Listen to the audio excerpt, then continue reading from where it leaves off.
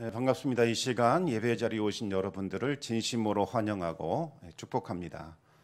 우리 청담교회는 은혜가 샘솟는 교회, 부흥이 시작되는 교회입니다. 우리 하나님의 위로와 평강이 여러분과 또 여러분의 가정에 함께 하시기 바랍니다. 네, 오늘 본문 말씀은 율법에 대해서 말씀하고 있습니다. 예수님은 너희들의 의가 서기관과 바리새인들보다 낫지 못하면 천국에 들어가지 못한다, 이렇게 경고하셨습니다.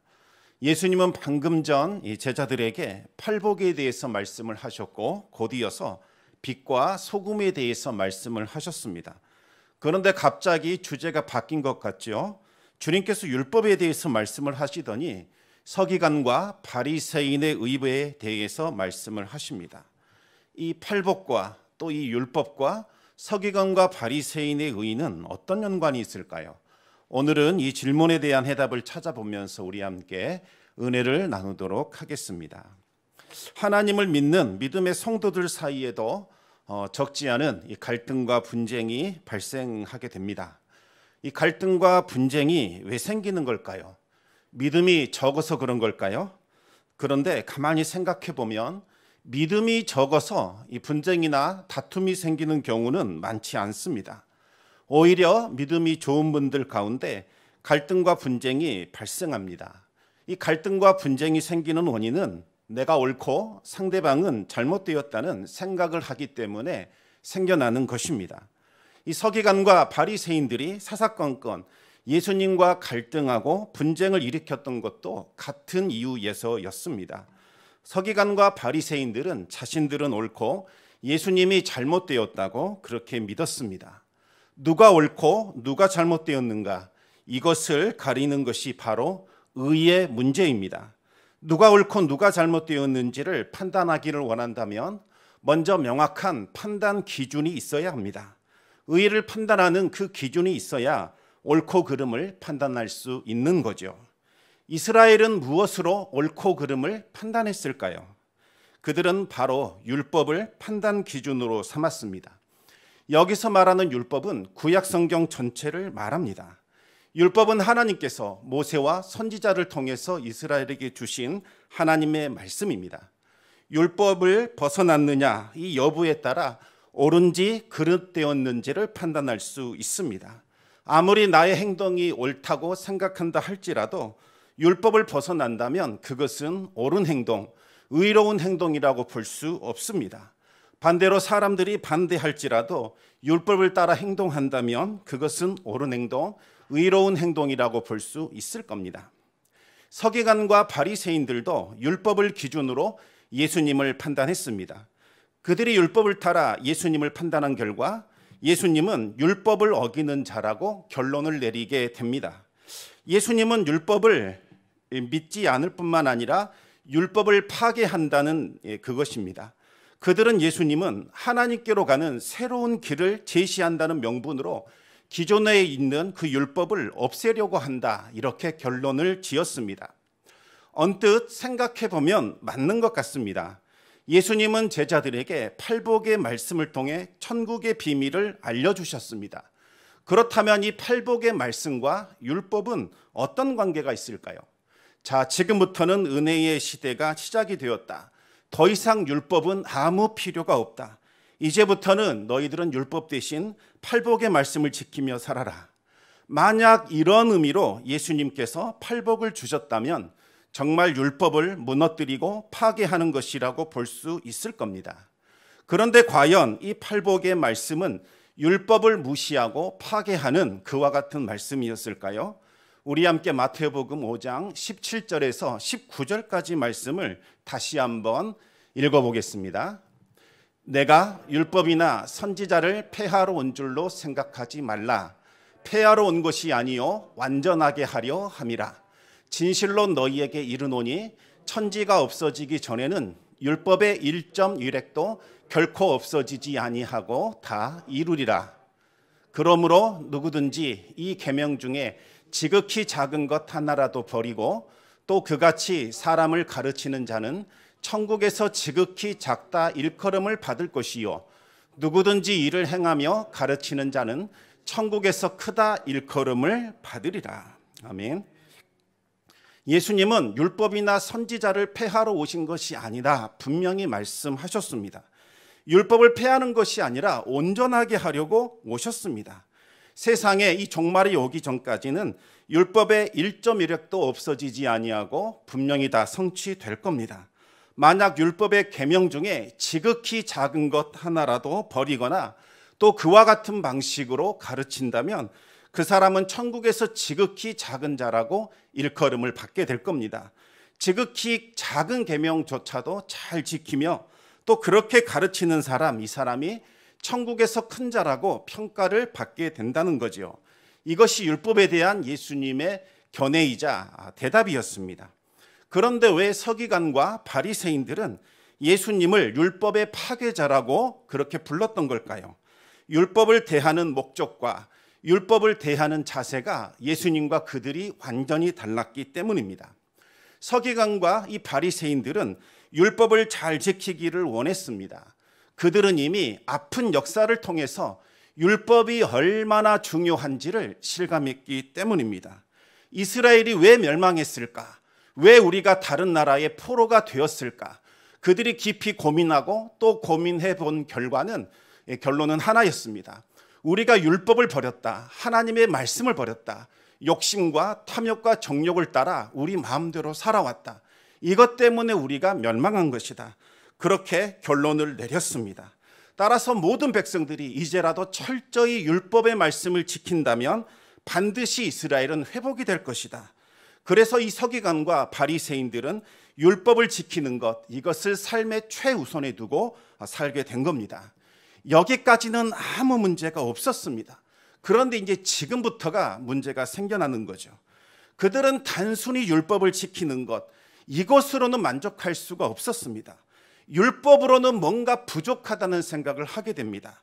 보다 철저하게 율법을 지키고자 수많은 계명들을 만들어냈습니다. 몇 가지 예를 살펴보겠습니다. 그들은 우리 일반인들도 제사장처럼 정결 예식을 지켜야 한다고 생각을 하게 됩니다. 그들은 이 제사를 주관하고 있는 제사장에게 요구되었던 이 정결의 법을 일반인들에게까지 확대시키려고 했습니다. 무슨 말이냐면 제사장이 제사를 주관할 때에는 성소에 있는 물두멍에 반드시 손을 씻었습니다.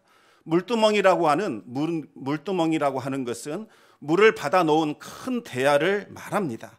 성소에서 제사를 주관하다 보면 동물의 피나 오물들, 이것이 튀어서 손이나 얼굴이나 옷에 묻게 됩니다.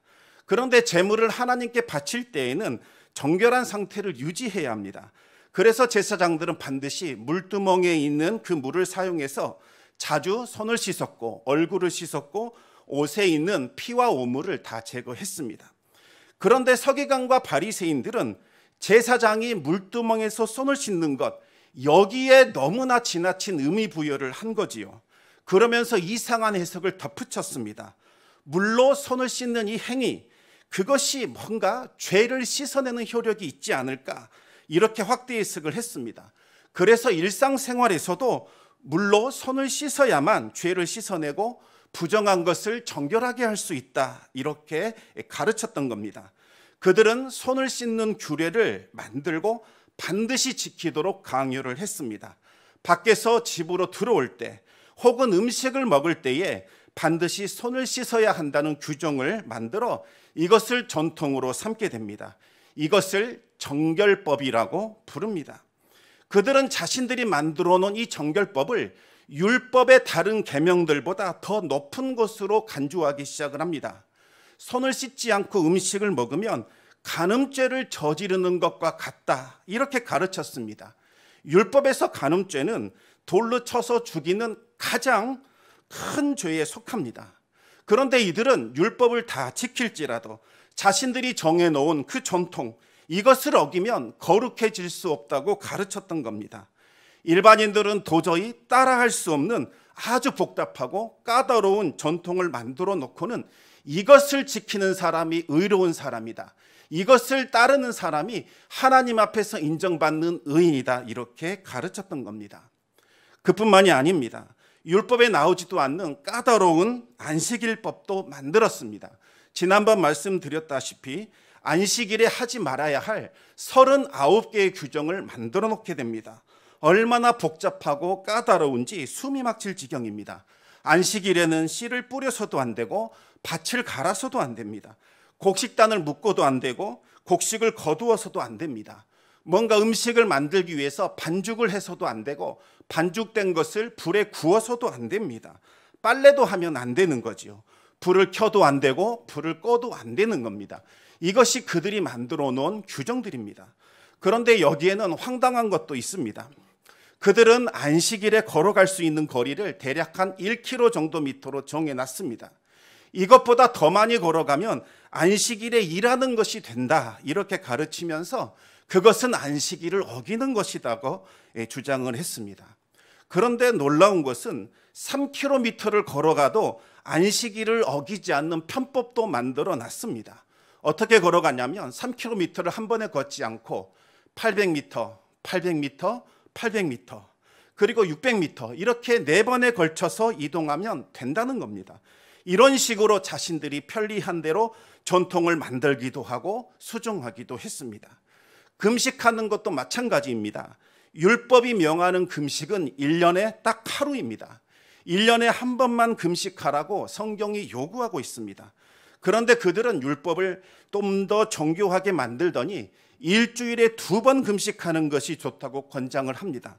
그리고 나서는 아예 2번씩 금식해야 한다고 강요를 했습니다. 그래야 의로워진다고 주장을 한 거지요. 그런데 생각해 보시기 바랍니다. 그 당시 사람들 먹고 사는 것이 힘들었습니다. 고된 노동을 해야만 생계를 반드시 이어갈 수 있었습니다. 그런데 어떻게 일주일에 2번 금식하며 일상생활을 유지할 수 있었겠습니까? 그런 사정은 다 무시해버리고 오로지 일주일에 2번 금식해야 한다, 이것을 주장하고 다른 사람들은 지키지 못하는데 우리는 지키고 있다, 이러면서 자신들을 과시했고 많은 사람들 앞에서 자기의 의로움을 드러냈습니다. 그들은 말하기를 우리는 전통과 율법을 수호하는 자들이다. 하나님께서 인정해 주시는 바로 그 의로운 자다. 하나님께 가장 가까이 서 있는 사람들이다. 이렇게 주장을 합니다. 메시아가 오실 때에 율법을 잘 지키는 사람들에게는 상급을 줄 것이고 율법을 지키지 못하는 이방인들은 지옥불에 던질 것이라고 가르쳤습니다. 그러면서 비록 유대인이라 할지라도 율법과 전통을 어기며 사는 사람들, 이들은 지옥불에 던져져서 지옥불을 뜨겁게 만드는 불쏘시개, 이것으로 사용될 것이라 가르쳤습니다. 서기관과 바리새인들은 율법을 모르는 사람들, 자신들이 정해놓은 그 전통을 어기는 사람들은 사람으로 취급하지 않았습니다. 특히나 이방인들, 세리나 죄인들, 그리고 심각한 질병에 걸린 사람들은 부정한 짐승처럼 대우하면서 상종조차 하지 않았습니다. 이와 같은 모습을 마치 율법을 잘 지키는 사람들의 전형이라고 하면서 자신들의 의로움을 과시하게 됩니다. 그런데 예수님은 이와 정반대로 행동을 하셨습니다.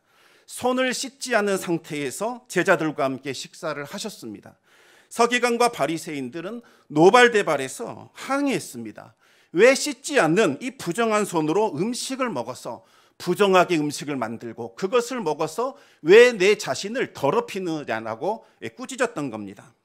예수님은 이렇게 말합니다. 입으로 들어가는 것, 그것이 사람을 더럽히는 것이 아니다. 입에서 나오는 것, 그것이 사람을 더럽히는 것이다. 마음속에 있는 악한 생각, 살인, 간음, 도둑질, 음란, 거짓 증언, 비방하는 것, 이것이 사람을 더럽게 하는 것이지 씻지 않은 손으로 음식 먹는 것은 사람을 더럽힐 수 없다. 그렇게 가르치셨습니다. 예수님은 안식일에도 병든 사람들만 보시면 고쳐주셨습니다. 예수님이 안식일에 회당에 들어가셨을 때에 질병으로 이렇게 근육이 오그라들어서 손을 움직이지 못한 여인이 있었습니다. 손을 움직이지 못한다는 것은 아무 일도 하지 못하는 상태라는 의미입니다. 서기관과 바리새인이 정해놓은 이 전통에 따르면 안식일에 병든 사람 고치는 것도 치료라는 노동행위를 하는 것입니다. 따라서 누군가를 고치게 되면 안식일을 범하는 그와 같은 일을 하게 되는 겁니다. 그러나 예수님은 긍휼을 베풀어 주셔서 그 여인을 깨끗하게 고쳐주셨습니다. 그러면서 말씀하십니다. 사탄의 권세에 매인 이 여인을 해방시켜 주는 것은 생명을 살리는 일이다. 이것이야말로 마땅히 안식일에 해야 할 일이다. 그렇게 말씀하셨습니다. 그뿐만이 아닙니다. 서기관과 바리새인들은 율법을 모르는 이방인들, 율법과 전통을 지키지 않는 세리와 죄인들을 짐승처럼 여기며 가까이 하지 않는 것, 이것이 율법을 잘 지키는 것이라고 가르쳤지만 예수님은 이방인들과 세리와 죄인들과 가까이 어울리셨습니다. 그들에게 복음을 전하셨고 그들과 함께 식사하며 어울리셨습니다. 율법이 접촉하면 부정한 자로 규정해 놓은 그 극심한 병자들을 친히 손으로 어루만져 주시면서 그들을 고쳐주셨습니다. 과연 이와 같은 행동들이 서기관과 바리새인이 주장했던 것처럼 율법을 무너뜨리고 율법을 무시하는 행위일까요? 새로운 구원을 만들기 위해서 기존의 율법을 파괴하고 무너뜨리는 그와 같은 행위를 하고 있는 것일까요? 그렇지 않습니다. 지금 율법을 파괴하고 무너뜨리는 자들은 예수님이 아니라 바로 서기관과 바리새인들이었습니다. 그들은 자신이 만들어온 그 전통, 그 규칙들을 유지하고자 율법의 정신을 완전히 훼손시켜 버렸고 율법 자체를 변형시켜 버렸습니다. 예수님은 그들이 망쳐놓은 율법을 완성시키고자 이와 같은 일들을 하신 겁니다. 하나님께서 이스라엘에게 왜 율법을 주셨는가? 우리 한번 생각해 보기를 원합니다. 하나님은 아브라함에게 말씀하시기를 내 후손을 거룩한 백성으로 삼아 복을 흘려보내는 복의 통로가 되게 하겠다 말씀하셨습니다. 그리고 그 약속을 지켜주시고자 애굽의 노예살이를 했던 그 히브리 노예들을 해방시켜서 하나님의 백성으로 삼아 주셨습니다. 하나님은 그들에게 율법을 주시면서 너희들을 향한 어떤 계획이 있는지 하나님께서 말씀해 주셨습니다. 이스라엘은 이제부터 하나님의 소유, 거룩한 백성, 제사장 나라가 될 것입니다. 하나님의 소유라는 말은 평범한 소유물 중에 하나가 아니라 세굴라가 되는 것을 의미합니다. 세굴라라는 것은 왕이 자신의 서랍에 보관해 놓은 아주 존귀하고 특별한 보물을 가리킬 때 사용하는 단어입니다. 세굴라는 서랍 안에 있는 가장 그 감춰놓은 좋은 보물인데 그것처럼 이제 이스라엘은 더 이상 히브리 노예가 아니라 하나님 앞에 가장 거룩하고 존귀한 존재로 삼아주셨다는 의미입니다. 거룩한 백성이라는 말은 하나님을 믿고 따르는 백성들을 뜻하는 것인데 이들이 어떤 복을 받고 어떤 은혜를 누리며 살아가는지 제대로 보여주는 시범적인 백성으로 만들어주겠다는 의미입니다. 다른 민족들과 구별되어서 오직 하나님만을 섬기며 하나님의 뜻에 따라가는 이 거룩한 백성에게 어떤 일이 벌어지는지 너희들을 통해 내가 보여주겠다. 세상 모든 만방이 너희들을 부러워할 것이며 너희들의 특별 대우를 통하여 그들이 하나님을 알게 될 것이다. 말씀해 주시는 것이 바로 거룩한 백성입니다. 제사장 나라는 하나님이 주시는 그 은혜와 복을 충만하게 받아 누리고 경험할 뿐만 아니라 이제는 주변 사방으로 그 복을 흘려보내는 축복된 역할을 하는 것을 뜻합니다. 이스라엘은 제사장 나라가 되어 한없는 은혜와 생명을 흘러넘치게 하는 그와 같은 나라가 될 것입니다. 그러면서 주신 것이 바로 율법입니다. 너희들은 이 율법을 잘 지켜서 구원받아라. 그런 의미로 주신 것이 아닙니다. 너희들은 이미 구원받은 나의 백성이다. 나를 떠나지 않고 내 백성으로 계속 남아준다면 나는 너희에게 준 사명을 이루어 줄 것이다. 그 증표로 율법을 주신 겁니다. 율법은 하나님과 이스라엘이 특별한 관계, 언약 관계에 있다는 것을 보여주는 표종입니다. 따라서 이스라엘이 율법을 지킨다는 것은 하나님만을 따라가는 하나님의 백성이 된다는 증표가 되는 것이고 하나님은 율법을 지키는 이스라엘을 향하여 약속하신 은혜와 복을 부어주시게 됩니다. 이와 같은 관계를 바로 올바른 관계, 이와 같은 관계를 의로운 관계라고 하는 겁니다. 그리고 이와 같은 관계에 있는 사람을 향하여 의로운 존재, 의인이다 이렇게 불러주는 거죠. 하나님은 이스라엘의 자유를 빼앗고 억압하고 못살게 굴려고 율법을 주신 것이 아니었습니다. 이스라엘과 더욱더 친밀해지고 그들에게 은혜와 생명을 부어주시고자 율법을 주셨습니다.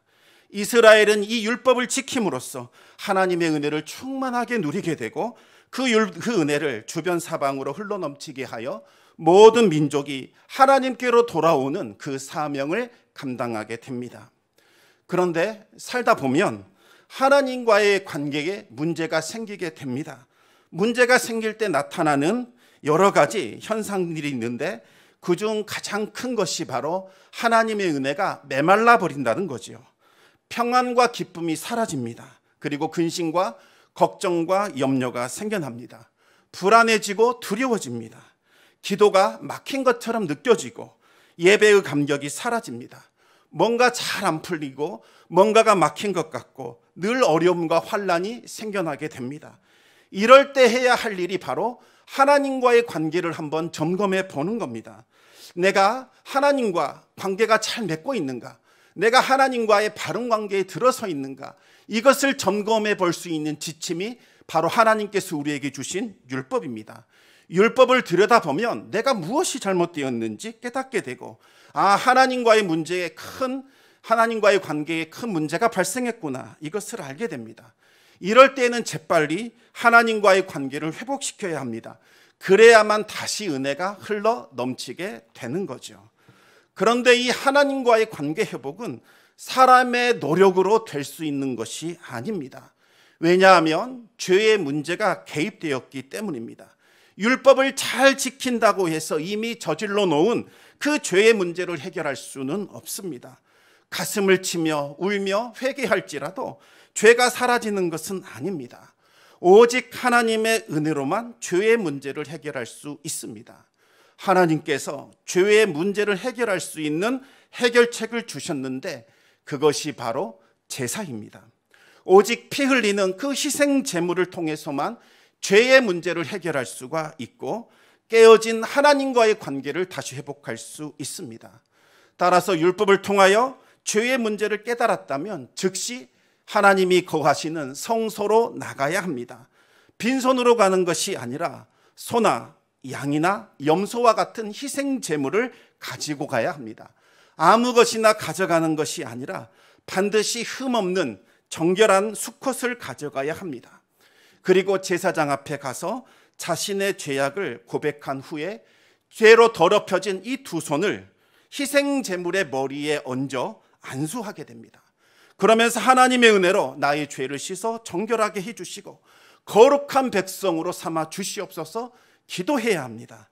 그러면 그 순간 하나님의 은혜로 내가 저지른 모든 죄가 내가 안수하고 있는 이 희생 제물에게로 그대로 전가가 됩니다. 그러면 흠이 없고 정결했던 이 희생 제물이 순식간에 죄덩어리로 변하게 됩니다. 그 후에는 칼을 들어서 내 죄를 몽땅 뒤집어 쓰고 죄덩어리로 보내버린 이 희생 제물을 죽여야 합니다. 희생 제물을 죽이는 것은 제사장이나 레위인이 대신 해주는 것이 아니라 죄를 저지른 그 당사자, 그 사람이 해야 하는 일입니다. 나의 모든 죄를 뒤집어 쓰고 피 흘려가며 죽어가는 그 희생 제물을 보면서 하나님 앞에 참회의 기도를 드리는 거죠.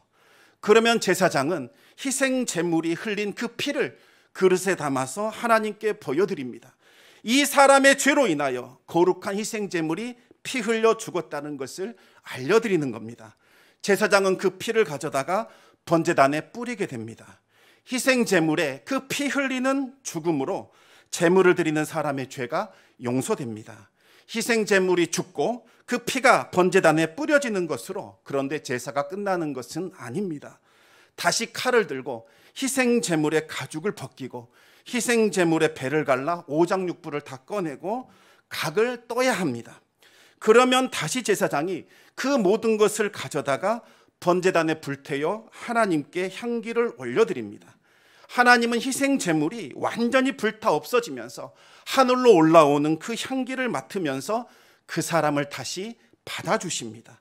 모든 죄가 제거된 거룩한 존재로 인정해 주시고 다시 새로운 관계를 맺어 주시는 겁니다. 이것이 바로 제사를 통해서 하나님께서 베풀어 주시는 죄 사함과 회복의 은총입니다. 율법이 사람을 거룩하게 하는 것이 아닙니다. 아무리 율법을 잘 지킨다 할지라도 이미 저질러버린 그 죄악을 제거할 수 없고 하나님과의 깨어진 관계를 다시 회복할 수도 없습니다.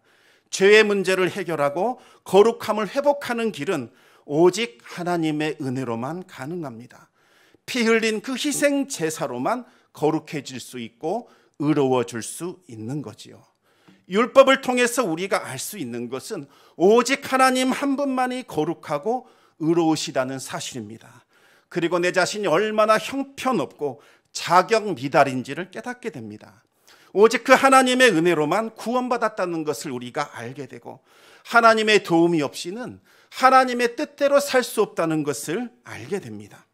하나님의 소유, 하나님의 거룩한 백성, 제사장 나라의 사명을 감당하는 것은 내 노력으로 되는 것이 아니라 오직 하나님의 은혜로만 되는 것임을 깨닫게 됩니다.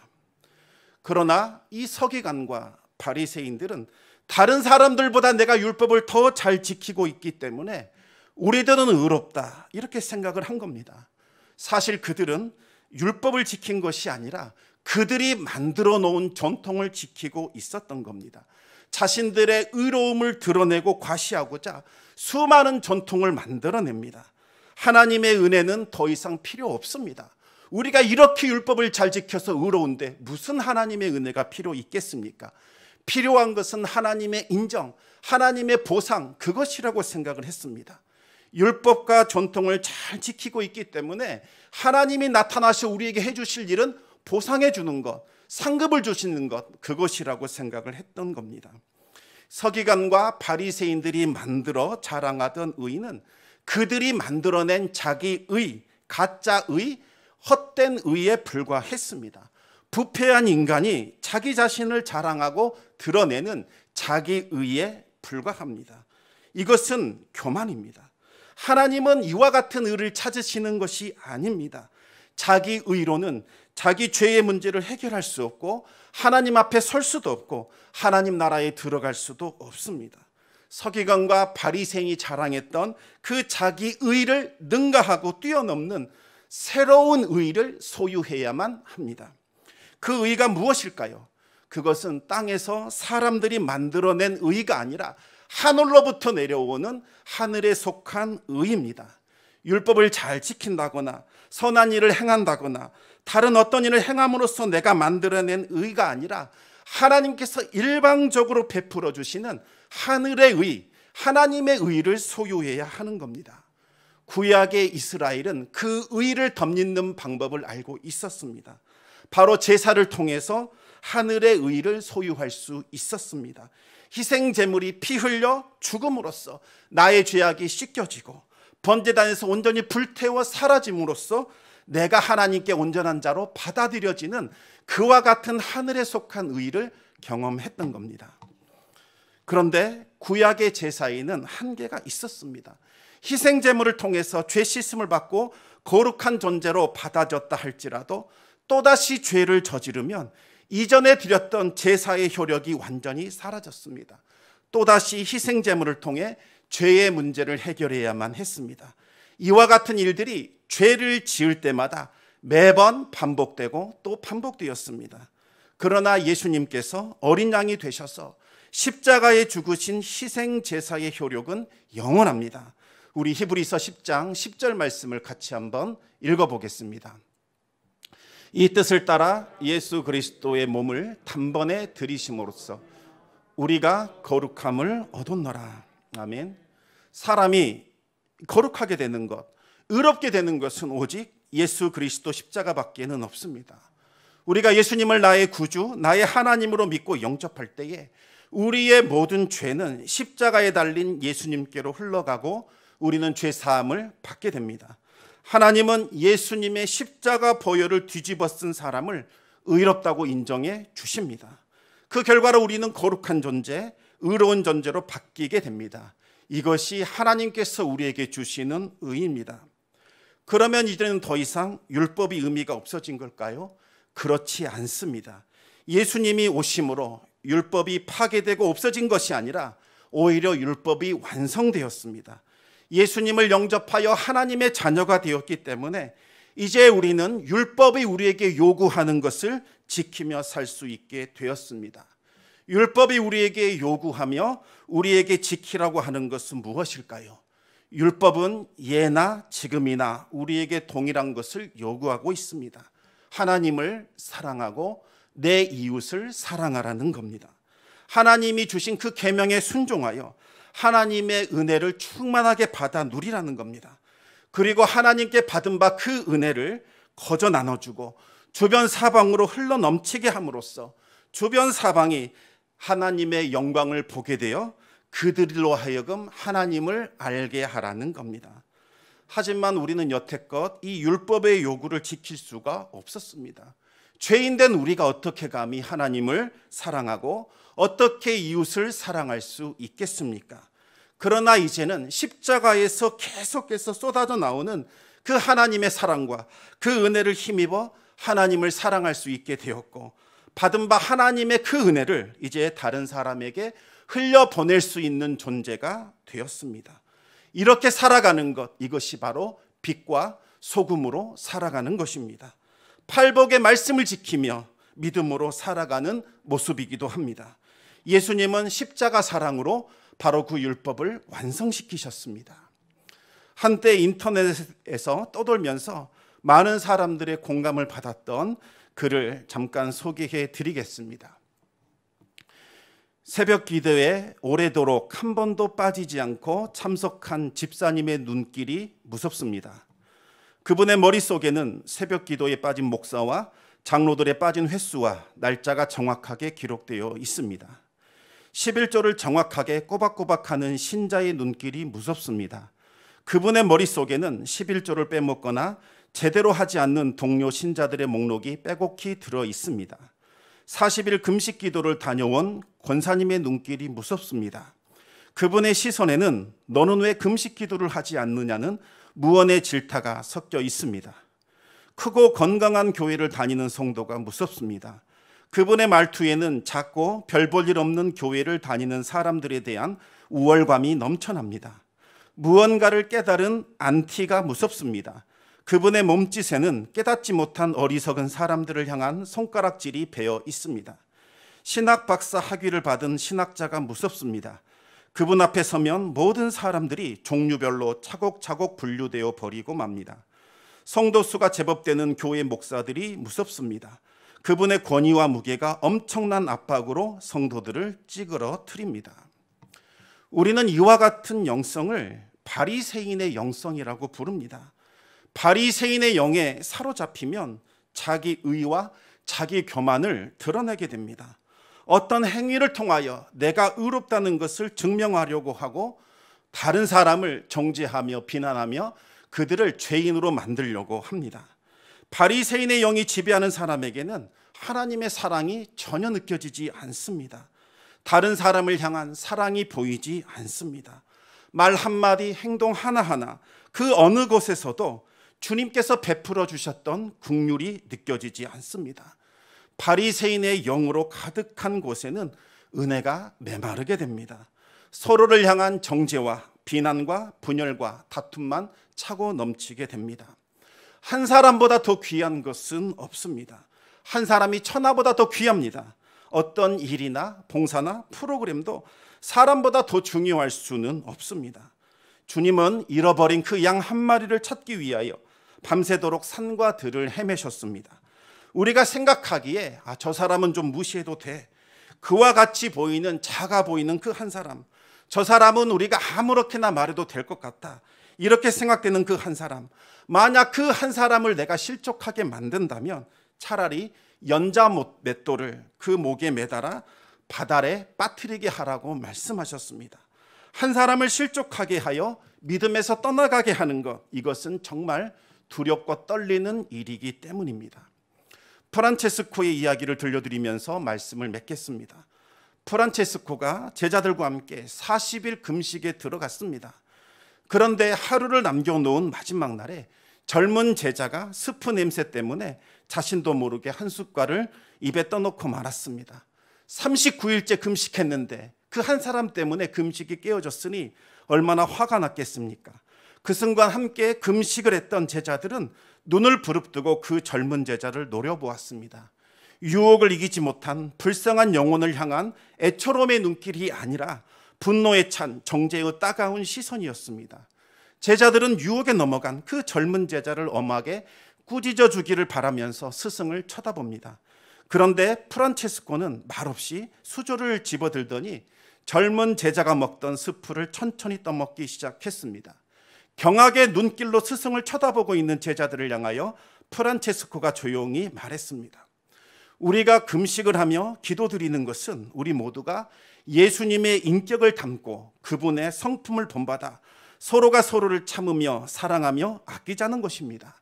저 젊은이가 유혹을 이기지 못하고 수프를 떠먹은 것, 그것은 죄가 아닙니다. 하지만 그 사람을 정죄하고 배척하는 여러분이야말로 지금 큰 죄를 짓고 있는 겁니다.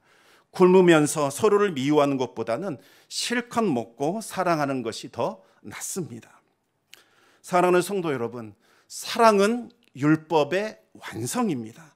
우리 로마서 13장 8절에서 10절까지 말씀을 같이 한번 읽겠습니다. 피차 사랑의 빛 외에는 아무에게든지 아무 빛도 지지 말라. 남을 사랑하는 자는 율법을 다 이루었느니라. 간음하지 말라, 살인하지 말라, 도둑질하지 말라, 탐내지 말라 한 것과 그 외에 다른 계명이 있을지라도 내 이웃을 내 자신과 같이 사랑하라 하신 그 말씀 가운데 다 들었느니라. 사랑은 이웃에게 악을 행하지 아니하나니 그러므로 사랑은 율법의 완성이니라. 아멘. 성도 여러분, 사랑하시기 바랍니다. 그리고 사랑을 잃어버렸다면 빨리 사랑을 회복하시기 바랍니다. 내 안에 사랑이 없고 왠지 자꾸 비난하고 싶고 정죄하고 싶고 왠지 내가 있는 곳에 분열이 일어나고 다툼이 있다면 그건 정말 심각한 상황입니다. 하나님의 사랑이 우리 안에 없다는 증거입니다. 사랑이 있으면 좋고 없어도 무방하지, 이와 같은 것이 아닙니다. 차라리 전 재산 다 잃어버리고 건강을 잃어버린 것, 이것이 훨씬 더 나을지도 모릅니다. 사랑을 잃어버린 것은 모든 것을 잃어버린 것과 같습니다. 가장 큰 비극 중에 비극입니다. 가슴을 치며 우시기 바랍니다. 사랑을 잃어버린, 사랑이 없는 내 자신을 회개하면서 하나님께 은혜를 달라고 기도하시기 바랍니다. 하나님, 어느덧 내 안에 은혜가 사라져 버렸습니다. 사랑이 보이지 않습니다. 이 패역한 심령 새롭게 바꿔주시고 하나님의 십자가 사랑으로 가득히 채워주셔서 이제는 나를 통하여 사랑이 흘러넘치게 하여 주시고, 이제는 나를 통하여 누군가를 위로하는 자가 되게 하여 주시고, 누군가의 잘못을 덮어주는 자가 되게 하여 주시고, 누군가를 축복하는 자가 되게 하여 주시옵소서. 이와 같은 영성을 소유하시기 바랍니다. 이것이 율법을 완성하는 것이며 이것이 하나님께서 우리에게 명하시는 유일한 계명임을 깨달으시기 바랍니다. 사랑을 회복함으로 율법을 완성시키는 성도의 삶을 살아가시기를 우리 주님의 이름으로 축원합니다. 아버지 하나님, 감사합니다. 우리는 사랑이 없는 자들입니다. 패역한 자입니다. 아버지 하나님, 오로지 죄 짓는 것과 비난하는 것과 정죄하는 것과 아버지 하나님 죽이는 일에만 그렇게 살아왔던 사단의 어둠의 자녀들이었습니다. 그런데 예수 그리스도의 보혈로 우리를 깨끗이 씻어주시고 하나님의 자녀, 빛의 자녀가 되게 하셨습니다.